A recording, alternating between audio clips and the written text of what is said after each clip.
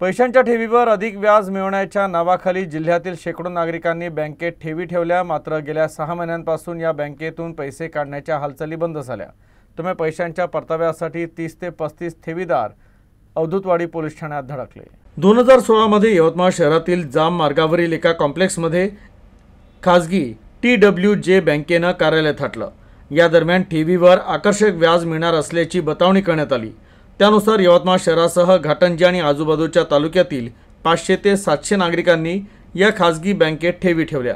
जवळपास 70 ते 80 कोटी रुपयांची ठेवी ठेवीदारांनी या बँकेत केल्याची माहिती समोर आली आहे।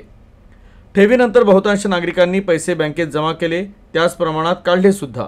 बहुतांश नागरिकांनी या बँकेत प्रत्येकी मोठ्या रकमेची ठेवी केली। ठेवीवरील व्याजदर जास्त असल्याने अधिक काळ ठेवीदारांनी पैसा काढला नाही। गेल्या 9 वर्षापासून सुरू असलेली बँक अचानकपणे 6 महिन्यांपासून मंदावली। त्यामुळे नागरिकांना संशय आला, तर काहींनी पैसे काढण्याकरता घाई करायला सुरुवात केली। मात्र या बँकेत केवळ काही कर्मचारी असल्याने अखेर ठेवीदारांनी पैशाच्या परताव्याकरता 30 ते 35 ठेवीदार बुधवारी अवधूतवाडी पोलीस ठाण्यात धडकले।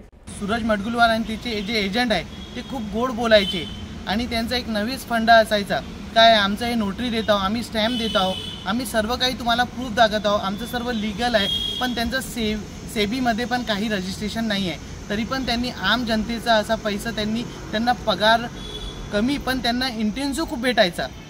ते त्यांच्या पगारा इंटेन्सिव्हवर त्यांना 1-2 लाख अशी त्यांना पेमेंट होती। त्यांनी आमची फसवणूक असं गोड बोलण्याने केलेली आहे।